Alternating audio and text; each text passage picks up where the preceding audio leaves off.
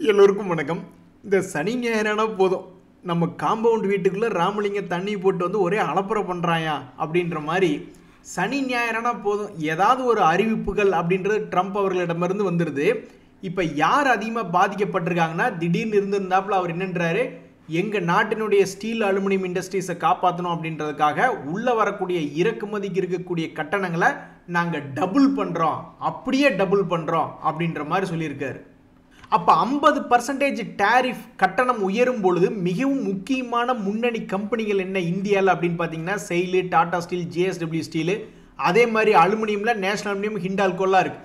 ஆனால் நம்ம நாட்டில் எந்த விதமான பேச்சுவார்த்தை போயிட்டு இருக்குன்னா, அதிகமாக மேபி இந்தியா பாதிக்கப்படாமல் கூட இருக்கலாம் அப்படின்ற மாதிரி ஒரு கான்செப்டில் இருக்குது. ஆனால் யார் அதிகமாக வருத்தப்படுறாங்க அப்படின்னா, யூரோப்பியன் யூனியன், ஐரோப்பிய நாடுகள் தான் இது ரொம்பவுமே வருந்தத்தக்க செயல் பண்ணிக்கிட்டு இருக்காரு டொனால்டு அப்படின்ற மாதிரி கமெண்ட் போட்டிருக்காங்க. ஸோ இது இந்தியாவை பாதிக்குதா இல்லையா அப்படின்னு ஒவ்வொருத்தரும் ஒப்பீனியன் கொடுத்துட்டு இருக்கக்கூடிய நேரத்தில் நம்மளும் இந்த மாதிரி பண்ணியிருக்கோம். ஆன்டி டம்பிங், அமெரிக்காவில் இப்படி டேரிஃப் அதிகப்படுத்துறதுனால நிறைய பேர் என்ன பண்ணுவாங்கன்னா, நேராக கொண்டு வந்து இந்தியாவில் இறக்கி வச்சிருவாங்க. ஏன்னா இப்போ உலகத்திலே நம்மளது 4வது 5வது இடத்துக்குள்ளே இருக்க மிகப்பெரிய பொருளாதாரத்தில். அதனால் இந்த ஸ்டீல் செக்டர், அலுமினியம் செக்டர்லாம் வச்சிருக்கக்கூடிய ட்ரேடர்கள் வந்து எங்களையெல்லாம் பொழைக்கவே விட மாட்டியா ட்ரம்ப் அவர்களே, ஏன் ராமலிங்க சனி ஞாயிறானா ஊருக்குள்ளே தண்ணியை போட்டு வந்து ரகலை பண்ணுற அப்படின்ற மாதிரி வேதனை பண்ணிட்டு இருக்காங்க. இப்போ இந்த சமயத்தில் என்ன எடுத்து பார்க்கணும், அதாவது பழைய ஆளுகளை காப்பாற்றி விட்டுருக்கா, ஒரு வருஷத்துக்கு முன்னாடி ப்ரைஸ் எல்லாம் இந்த ஸ்டீல் அண்ட் அலுமினியம் பங்குகள்லாம் வந்துருச்சா? ஏன்னா அப்படி வந்துருச்சுனாவே நிறைய பேர் ஒரு சேஃப்டியான இடத்துல தானே இருக்காங்கன்னு அர்த்தம். அந்த வகையில் முன்னணி கம்பெனி டாடா ஸ்டீல் அது வந்து 2025 ஹையஸ்ட் பாயிண்டில் தான் இருக்குது. பட் இருந்தாலும் துரதிருஷ்டவசமாக அது இன்னும் 180 ரூபா 190 ரூபாய்னு போன வருஷத்தினுடைய லெவல் இன்னும் வரல. இருந்தாலும் கொஞ்சம் தான் முன்ன பின்ன ஒரு 30 ரூபா தான் கம்மியாக இருக்கான். செயில் என்பதுமே 2024 விலை வரல, அதெல்லாம் ரொம்பவுமே தூரமாக இருக்கான். அவனு 180 பக்கமெல்லாம் போனவன் இப்போ 130 தான் ஆடிக்கிட்டு இருக்கான். அப்பாடா, இந்த ஜேஎஸ்டபிள்யூ ஸ்டீல் பரவாயில்லைங்க நண்பர்களே, அது வந்து பெரும்பாலும் கீழே எவ்வளவு இறங்கினானோ அது பக்கத்தில் ஆல்மோஸ்ட் அதுக்கு பக்கத்தில் தான் ட்ரேட் ஆகிட்டு இருக்கா. இது போன்ற கம்பெனிகள்லாம் ட்ரேடர்கள் என்ன பண்ணுவாங்கன்னா, இந்த மாதிரி ஏதாவது ஒரு தகவல்கள் வரும் பொழுது ட்ரெயிலிங் ஸ்டாப் லாஸ் போடுறதுக்கு அவங்களுக்கு வந்து ஒரு சாவகாசம் என்பது இருக்குது.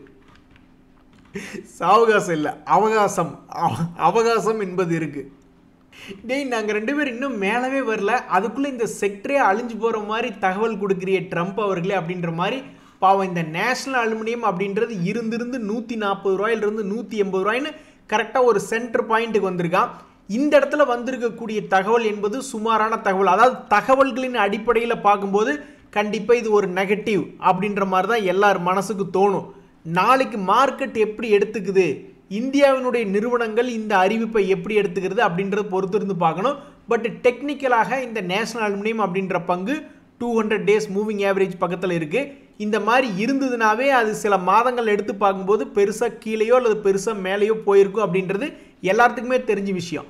இதுக்கு முன்னாடி இப்படி தான் 2025 தொடக்கத்தில் 200 டேஸ் மூவிங் ஆவரேஜ் பக்கத்திலே இருந்தால், அதுக்கப்புறம் ஒரு ஷேருக்கு கிட்டத்தட்ட 50 ரூபா விழுந்தான், மறுபடியும் ஒரு ஷேருக்கு 50 ரூபா என்பது ஏறி மறுபடியும் மேலே வந்திருக்கான். அப்போ இனி அடுத்த 50 ரூபா என்ன பண்ண போகிறான், கீழ் நோக்கி போக போகிறானா அல்லது அடுத்த 50 ரூபா என்பது 6 மாதம் கழித்து பார்க்கும்போது மேலே இருக்க போகிறானா அப்படின்றதான் கேள்வி. பட் ஒன்று மட்டும் நிச்சயம், இந்த ட்ரம்ப்பினுடைய அறிவிப்புனால திடீர்னு ஏதாவது பங்குகள், இது போன்ற பங்குகள்லாம் 50%, 40%, 30% கிராஷ் ஆகுது அப்படின்னாக்கா, இது வரைக்கும் ஸ்மார்ட் மணி கான்செப்ட் ட்ரேடர்ஸ் என்ன நினச்சிருப்பாங்க, இது நிறைய தடவை நம்ம பார்த்துட்டோம். இப்போ மட்டும் இந்த ஒரு வருஷத்தில் மட்டும் இல்லை, 50 வருஷமாக பார்த்துக்கிட்டு இருக்கோம். கீழே விழுகக்கூடிய பங்குகள் மறுபடியும் யாருக்கு தெரியும், நம்ம ராமலிங்கம் மறுபடியும் அடுத்த வாரம் ஏதாவது ஒரு தண்ணியை போட்டு வந்து ரகலை பண்ணி ஓகே 50% ஏற்றின கட்டணத்தை மறுபடியும் குறைக்கிறோம் அப்படின்னு ஏதாவது தகவல் வந்துன்னு என்ன சொல்ல முடியும்.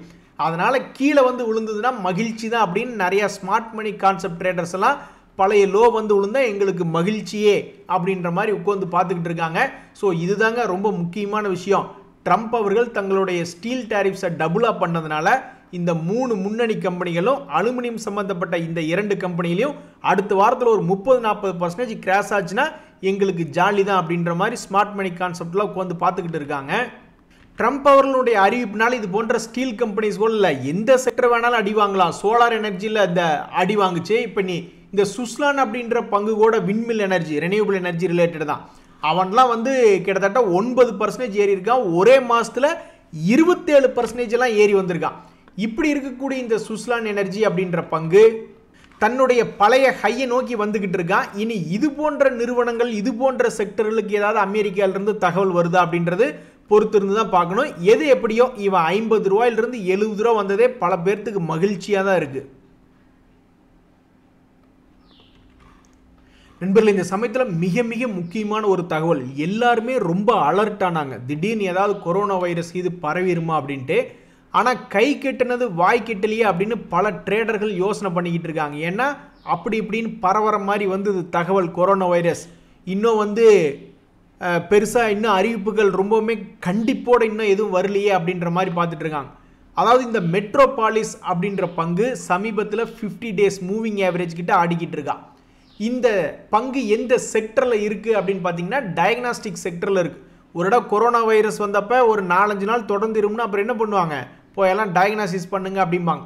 அப்பேற்பட்ட செக்டரில் இருக்கக்கூடிய இந்த பங்கு சமீபத்தில் அதனுடைய ரிசல்ட் என்பது 30 கோடி அப்படின்ற ஸ்டாண்டர்ட் பண்ணிட்டான். அதாவது சாதாரணமாக ஒரு வருஷத்தில் எப்படி இந்த சித்திரை மாதத்தில் மற்ற மாதங்களில் நோய் வருமோ, எப்படி டயக்னாசிஸ் அதிகமாக வருமோ, அது மாதிரி அது ஒரு குறிப்பிட்ட வருமானம் என்பது ஸ்டாண்டர்ட் பண்ணிட்டான். ஒரு 30 கோடி எங்கள் வருமானம். இப்போ இந்த சமயத்தில் இப்படி தான் தகவல் வந்துட்டு இருந்தது. ஒரு மாதத்துக்கு முன்னாடி கொரோனா வைரஸ் பற்றிய தகவல்கள்லாம் வந்தது. ஆனால் கை கெட்டினது வாய் கெட்டலையே அப்படின்ற மாதிரி ட்ரேடர்கள்லாம் பார்த்துக்கிட்டு இருக்காங்க.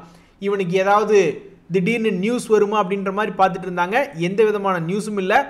ஒரு மிக முக்கியமான 50 டேஸ் மூவிங் ஆவரேஜ் கிட்ட இருக்கான். இவனுடைய பழைய லோ 1300 இருக்கு, சமீபத்தினுடைய ஹை 1800 இருக்கு. அதை விடவும் அதனுடைய பெரிய ஹை 2200 இருக்கு. இந்த பெரிய ஹையோடவும் கொரோனா காலத்தில் இது வந்த ஹை என்ன அப்படின்னு பார்த்தீங்கன்னு வச்சுங்களேன், அசந்து போயிடுவீங்க. 3500 பக்கம்லாம் போனவன் தான். ஆனால் பல லட்சம் கோடி பேர் நல்லா இருக்கணும்னா இந்த ட்ரேடர்கள்லாம் வந்து கை கெட்டினது வாய் கெட்டலையேன்னு வருத்தப்பட்டாலும் பரவாயில்ல, இந்த பங்கு சுமாரான நின்றுட்டு இருந்தாலும் பரவாயில்ல, நாட்டில் கோவிட் பரவாமல் இருந்தாமே ரொம்ப நல்லது அப்படின்ட்டு போக வேண்டியது தான். நண்பர்களே, இன்னொரு மிக முக்கியமான பங்கு சன்ஃபார்மா. அவன்லாம் பெருசாக இறங்கவே இல்லை. ஆனால் இந்த ஸ்மார்ட் மணி கான்செப்ட் ட்ரேடர்ஸ் எல்லாம் அவனை பிடிச்சி கெஞ்சிக்கிட்டு இருக்காங்க. முக்கியமான சப்போர்ட்டில் வந்து விழுந்திருக்கியே, மேலே ஏறி எங்களுக்கு சந்தோஷத்தை கொடுவேன் ப்ளீஸ் அப்படின்ட்டு. டேய், அவன் இங்கே கீழே 40-50% இறங்கின பங்குகளை இன்னும் ஏறாமல் கிடக்கு. இனி மார்க்கெட் வேறு ட்ரம்ப் அவர்கள் கொரோனா வைரஸ்னு அது இதுன்னு என்னமோ பேசிகிட்டு இருக்காங்க. எல்லாம் வயிற்றில் பிரச்சனை கட்டிகிட்டு இருக்கக்கூடிய இந்த நேரத்தில் உனக்கு அதான் ஒரு படத்தில் கவுண்டமணி அவர்கள் சொல்லுவார், அவன் இளநீலிய தண்ணி இல்லைங்கிற, போ அங்கே பைப்பில் தண்ணி வருது பிடிச்சி குடி அப்படின்ற மாதிரி முக்கியமான எத்தனையோ பங்குகள் இன்னும் இறங்கி ஏறாமல் பாவம் மனசு துவண்டு போய் சோர்வாக படுத்து கிடக்கக்கூடிய இந்த நேரத்தில் இந்த சன்ஃபார்மா ஏர்லியன்னு பல பேர் வருத்தமாக இருக்காங்க. அது முதல்ல பெருசாக இறங்கவே இல்லை. அவன் இன்னும் 2 டேஸ் மூவிங் ஆவரேஜ் கிட்டே ஜாலியாக ஆடிக்கிட்டு இருக்கான். அப்படி இருக்கக்கூடிய இந்த நேரத்தில் ஸ்மார்ட் மணி கான்செப்ட் காரன்ஸ் எல்லாம் ஏதாவது பழைய ஹை இது ரீசெண்ட் ஹை இது வருமா அப்படின்ற மாதிரி பார்த்துக்கிட்டு இருக்காங்க. நண்பர்களே, இந்த சமயத்தில் புதுசாக ஏதாவது பிரச்சனை வந்துச்சுன்னா அது சிக்கலைத்தான் கொடுக்கும். அதாவது ஒரு பெரிய கேண்டில் ஏதோ ஒரு எதிர்பார்ப்பில் ஒரு பெரிய லெவலில் வாலட்டிலிட்டி அப்படின்றது சில பங்குகளில் நடந்துருது. அதுக்கப்புறம் ஒன்றா உள்ளே இருந்துட்டானா கூட சேஃப்டியோ அப்படின்ற மாதிரி தோணும், அல்லது மேலே எகிரி போயிட்டான்னா கூட சந்தோஷம் என்பது வரும். ஆனால் கீழே போயிட்டா மட்டும் நம்மளுக்கு ஒரு மாதிரி துக்ககரமாக இருக்குமே அப்படின்ற மாதிரி இந்த கேபிஆர் மில் அப்படின்ற ஒரு பங்கு, அது சமீபத்தில் மிகப்பெரிய ஒரு ஆக்டிவிட்டி, என்ன ஒரு காரணத்தினாலேயோ மிகப்பெரிய ஒரு ஆக்டிவிட்டி அப்படின்றது ஒரே நாளில் வந்து 10% மேலே. அதுக்கப்புறம் வந்து அவன் பெருசாக பிக்கப் ஆகி மேல் நோக்கி போக முடியாமல் கீழே கவுந்து படுத்துக்கிட்டே இருக்கான். இனி இவன் என்ன பண்ணுவான், இனி எங்காவது கொஞ்சோண்டு கீழே வந்துட்டு அப்புறம் மேலே போவானா அல்லது இங்கிருந்தே மேலே போவானா அப்படின்ற மாதிரி மக்கள் பார்த்துக்கிட்டு இருக்காங்க. அதே மாதிரி தான் இந்த நியூஜென் அப்படின்ற பங்கு, அவனும் ஒரு 10 நாளாக இதுக்குள்ளேயே வண்டியை ஓட்டிக்கிட்டான். மிக முக்கியமான ஒரு வாலட்டிலிட்டி அப்படின்றது இந்த பங்குல நடந்து அதுக்கப்புறம் 10 நாளாக எந்த டைரக்ஷன் போகிறதுனே தெரில. ஏன்னா மேலே உடச்சி போகிற மாதிரி இருந்தால் பெரிய டார்கெட் போகணும். இங்கிருந்து ஐஎஃப்சின்னு ஒரு பங்கு இப்படி தான் மேல் நோக்கி ஏறினான். ஸோ இந்த நியூஜென் சாஃப்ட்வேர் இதை மேலே உடச்சி போனால் பெருசாக போகணும், அல்லது கீழே உடச்சி போனாலும் பெருசாக கீழே போகணும். அதனால் நம்மளுக்கு எதுக்கு வம்பு அப்படின்னு இவன் நடுவுலேயே உட்காந்துட்டான் போல. எத்தனை நாளைக்கு தான் உட்கார முடியும்? இப்போ ஒரு 10 நாள் ஓட்டி விட்டுட்டான், இன்னொரு 10-20 நாள் ஓட்டி விட்டால் அதில் ஒரு மாதம் போயிடும். அதுக்கப்புறமா இவன் ஏதாவது ஒரு சைடு போய்ட்டு தானே ஆகணும். ஸோ எல்லாருமே என்ன எதிர்பார்க்குறாங்கன்னா, இந்த மாதிரி ஒரு லாங் கேண்டில் பார்த்தா ஏன் கீழே பார்க்குறீங்க, மேலே அண்ணாந்து பார்க்க வேண்டியதானே. ஒரு லாங் கேண்டில் போட்டுட்டீங்க, ஏதோ ஒரு காரணத்தினால மார்க்கெட்டில் உங்களுக்கு டிமாண்ட் அண்ட் சப்ளை விட டிமாண்ட் அதிகமாக வந்திருக்கு, சப்ளை விட அதிகமாக டிமாண்ட் வந்திருக்கு. அதனால் பெரிய ஒரு வால்டிலிட்டி காமிச்சிட்டிங்கன்னா அடுத்தடுத்த நாட்கள் அப்புறம் என்னத்துக்கு நீட்டி படுக்கிறீங்க, எதுக்கு அப்போ நீங்கள் அந்த ஒரு நாளைக்கு மட்டும் அவ்வளோ ஆக்டிவிட்டி காட்டணும் அப்படின்னு ரொம்ப கோபமாக இருக்காங்க. நண்பர்களே, பல பங்குகள் மார்க்கெட் ஏறிட்டதுனால கீழிருந்து 40% 50% ஏறி வந்து உங்கள் முன்னாடி நின்று அப்படியே டான்ஸ் ஆடி உங்களை மயக்கிறதுக்கு பார்க்கும். ஆனால் நீங்கள் கொண்ட கொள்கையில் உறுதியாக இருக்கணும். நீங்கள் வந்து எப்போவுமே லாபம் செய்யக்கூடிய கம்பெனிகள் தான் எடுக்கணும். அதே மாதிரி என்றைக்குமே வந்து ஒரு குறிப்பிட்ட செக்டரில் அதுலேயும் முன்னணி கம்பெனிகள் தான் எடுக்கணும். நீங்கள் ஒரு கொண்ட கொள்கை வச்சுருந்தீங்கன்னா இந்த மார்க்கெட்டினுடைய மூவ்மெண்ட்டில் பார்த்து நீங்கள் மயங்கிடக்கூடாது. ஒரு உதாரணத்துக்கு பார்த்தீங்கன்னா இந்த கிரி இண்டஸ்ட்ரீஸ் அப்படின்ற ஒரு பங்கு, அவன் இப்போ இருக்கக்கூடிய விலை என்பது இருக்கிறதுலே உச்சியில் இருக்கான். 750 அந்த மாதிரி ஒரு மிக முக்கியமான ஒரு ரேஞ்சில் இருக்கான். முக்கியமான முன்னணி பங்குகளே இவ்வளவு தூரம் ஏறி வரல. ஆனால் இந்த பங்கினுடைய முதலீட்டாளர்கள்லாம் எடுத்து பார்த்தீங்கன்னா எஃப்ஐஎஸ் வந்து இதுக்கு முன்னாடி 39%, 45%லாம் காமிச்சிக்கிட்டு இருக்கு. அது இப்போ 25% தான் இப்போதைக்கு காமிச்சிக்கிட்டு இருக்கு. இது கெமிக்கல் இண்டஸ்ட்ரீஸில் இருக்கக்கூடிய ஒரு செக்டர். ஸோ நீங்கள் எப்போவுமே உங்களுடைய லாஜிக் படி போங்க, உங்களுடைய ஸ்ட்ராட்டஜி படி போங்க. ஏதாவது ஒன்று மாறி இருக்குது, என்னடா இவன் மட்டும் இவ்வளோ உச்சியில் இருக்கானே அப்படின்ற மாதிரி ஃபியர் ஆஃப் மிஸ்ஸிங் அவுட்னு சொல்லுவாங்க. இனிமேல் இந்த பங்கெல்லாம் கிடைக்காது அப்படின்ற மாதிரிலாம் ஏதாவது ஒரு பங்கில் போய் தெரியாத ஒரு பங்கில் விழுந்துட்டிங்கன்னா அவ்வளோதான், உங்களுடைய வாழ்க்கையே வேஸ்ட்டுன்னு வாரன் பஃபட் அவர்களே சொல்கிறார். எந்த ஒரு பங்காக இருந்தாலும் தெரிஞ்ச பங்காக தான் எடுத்துக்கோரணும். சும்மாவே கொண்டுட்டு இருந்தாலும் அவன் டிவிடெண்டாவது கொடுக்கணும் அப்படின்ற மாதிரி பல தத்துவங்களை சொல்லியிருக்காரு. நண்பர்களே, சமீபத்தில் 2 பங்குகள் முக்கியமான ஒரு மிகப்பெரிய ஒரு வால்டிலிட்டியை தாண்டி மேலே வரலாம் அப்படின்ற சமயத்தில் எத்தனை ரெசிஸ்டன்ஸ் தாயா எங்கள் தலை மேலே வச்சுருப்பீங்க அப்படின்ற மாதிரி இந்த கான்கார்ட் பயோடெக் அப்படின்ற ஒரு பங்கு இப்போ தான் சமீபத்தில் ஒரு மிகப்பெரிய ஒரு ரெசிஸ்டன்ஸாக ஒரு மிகப்பெரிய ஒரு கேண்டில் அப்படின்றது போட்டான். அதுக்கப்புறம் வந்து 15 நாள் பக்கம் அதுக்குள்ளேயே ஆடிக்கிட்டு இருந்து இப்போ தான் சமீபத்தில் பிரேக் அவுட் ஆனான். பிரேக் அவுட் ஆன 3 நாட்களில் 1500 ரூபாயிலிருந்து 1700 ரூபாய்னு போயிட்டான். ஆனால் அப்படி போய் என்ன பிரயோஜனம்? எத்தனை தடவை மேலே போனாலும் அவனுக்கு ரெசிஸ்டன்ஸ் மேலே ரெசிஸ்டன்ஸாக இருக்குது. எத்தனை ரெசிஸ்டன்ஸ் உடைக்கணும் பாருங்கள். 200 days மூவிங் ஆவரேஜ் அப்படின்ற ஒரு ரெசிஸ்டன்ஸ் உடைக்கணும். இனி இந்த 2000 அப்படின்ற ஒரு ரெசிஸ்டன்ஸ் உடைக்கணும். அதுக்கப்புறம் 2400ன்னு ஒரு ரெசிஸ்டன்ஸ் உடைக்கணும். இத்தனை உடைச்சி மேலே போகணும். ஆனால் இந்த ரெசிஸ்டன்ஸ் கிட்டேயே டெக்னிக்கலாகவும் ஒரு ரெசிஸ்டன்ஸ் இருக்குது. ப்ளஸ் ட்ரம்ப் அவர்களும் நேற்று என்னத்தையா ஒன்று பேசி விட்ருக்கார். இனி மார்க்கெட்டில் இனி என்ன ஆகும் அப்படின்றது பொறுத்து இருந்து தான் பார்க்கணும். பட் தற்போதைக்கு இந்த பங்கு ஒரு மிக முக்கியமான ஒரு பெரிய கேண்டிலை தாண்டி ஒரு சந்தோஷமாகவே இருக்க விட மாட்டேன்றாங்க. இந்த கிர்லோஸ்கர் ஆயில் என்ஜின்ஸ் அப்படின்ற பங்கு அதே மாதிரி தான். அவனு வந்து மிக முக்கியமான ஒரு லாங் கேண்டில் அப்படின்றத தாண்டலாம் அப்படின்னு அவன் நினச்சிக்கிட்டு இருக்கான். ஆனால் அதுக்கு இந்த மார்க்கெட் விடுமா, இவனை மறுபடியும் கீழே ஒரு 500க்கு கொண்டு போய் தள்ளி விட்டுருமா அல்லது மேலே ஏற்றுமா அப்படின்றது பொறுத்திருந்து பார்த்தா தான் தெரிய வரும். ஸோ பல பங்குகள் இப்போ வாழ்வா சாவா அப்படின்ற நிலமையில் இருக்கான். நம்ம எல்லாம் டேய் நீங்கள் காப்பாற்றுறீங்களா இல்லை கீழே விழுகிறீங்களாங்கிறது 2வது கேள்வி.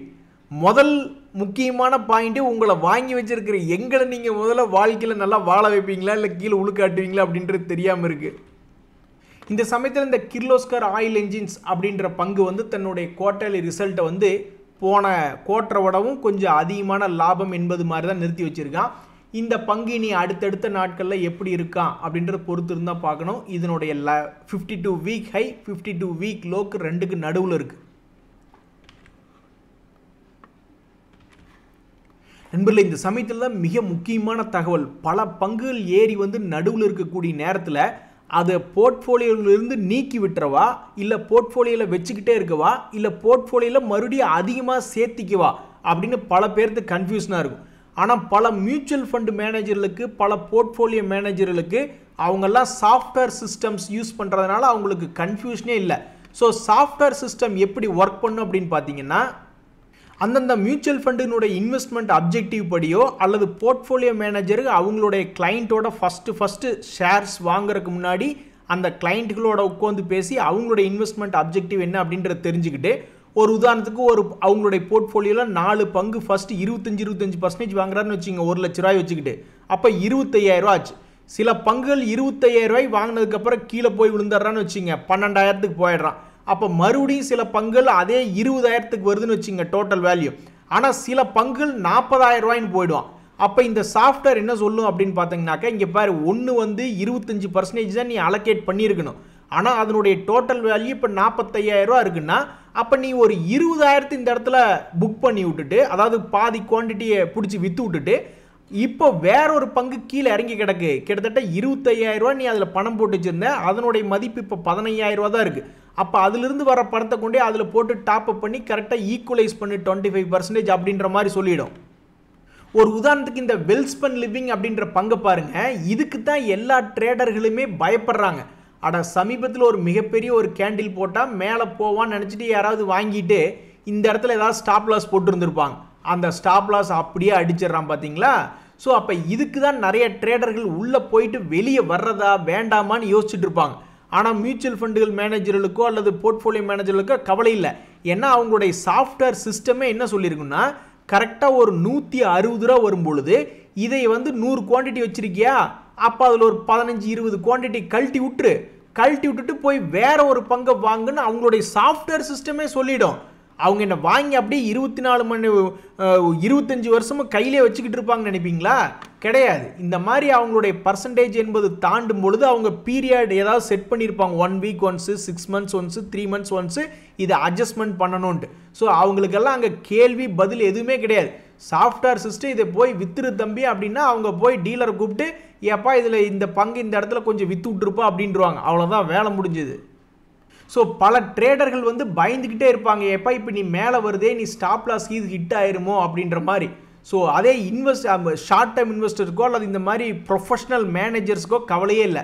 சாஃப்ட்வேர் சிஸ்டமே சொல்லிடும் விற்கணுமா வாங்கணுமா அப்படின்ட்டு. ஸோ இப்படி தாங்க ஒரு மியூச்சுவல் ஃபண்டினுடைய சாஃப்ட்வேர் சிஸ்டம் இன்வெஸ்ட்மெண்ட் அப்ஜெக்டிவ் படி எப்படி அலோகேஷன் பண்ணியிருக்காங்களோ அதனுடைய மூவ்மெண்ட், ப்ரைஸ் மூவ்மெண்ட்டை பொறுத்து, வேல்யூவேஷன் பொறுத்து அடுத்தது என்ன ஆக்ஷன் பண்ணணும் அப்படின்றத சொல்லும். நன்றி, வணக்கம்.